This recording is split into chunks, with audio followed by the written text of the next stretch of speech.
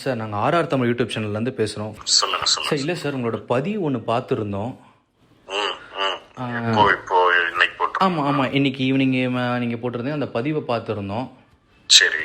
அது கொஞ்சம் ரொம்ப வைரலாக போயிட்டு இருக்கு. அது என்ன காரணம்? நீங்கள் ஏன்னா அந்த பார்ட்டிலே இருந்துட்டு இந்த கரூர் சம்பவம் வந்து பார்த்தீங்கன்னா ரொம்ப ஒரு பரவலாக பேசியிருந்தது.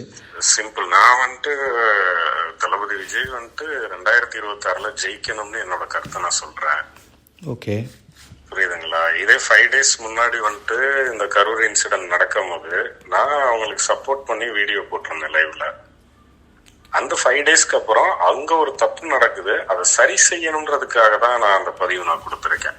அது நீங்க எங்க பாத்தீங்கன்னாலும் அதுல நான் தெளிவா சொல்லியிருக்கேன். தளபதி விஜய் அவர்கள் இந்த மாதிரி விஷயங்கள்ல ரொம்ப கவனமா இருக்கணும். ஏன்னா இன்னைக்கு ஒரு இது இப்ப பேசும் பொருளா மாறி இருக்கு பாருங்க. எல்லாரும் சொல்றாங்க இதுல என்ன இருக்கு, ஆயுத பூஜை தானே, மாலை தானே போட்டாங்க, டிரைவர் தானே போட்டாங்கன்னு. ஆனா இது எவ்வளவு பெரிய பேசும் பொருளா இன்னைக்கு மாறிடுச்சு. இந்த துக்க செயல் நடந்துகிட்டு இருக்கும் போது இப்படி பண்றாங்களே அப்படின்னு ஆப்போசிட் பார்ட்டிஸ் எல்லாம் இதை விமர்சனம் பண்றாங்க. அப்ப இதை எப்படி நீங்க ஈஸியா இந்த மாதிரி ஒரு விஷயத்தையும் கேர்லெஸ்ஸா நம்ம கடந்து போயிடக்கூடாதுன்றதுதான் என்னோட கருத்து. இதெல்லாம் ஒரு அரசியல்வாதிக்கு கடைசி அடிமட்ட தொண்டன் வர அவங்களோட பார்வை இருக்கணும். அதாவது ஒரு தலைவர்களுக்கு கடைசி அடிமட்ட தொண்டர் மேல முதற்கொண்டு பார்வை இருக்கணும். என்ன பண்றாங்க இவங்க, கரெக்டா செய்யறாங்களா, இங்க என்ன தப்பு நடந்துகிட்டு இருக்குன்னு. அதுதான் நான் சொல்லியிருக்கேன்.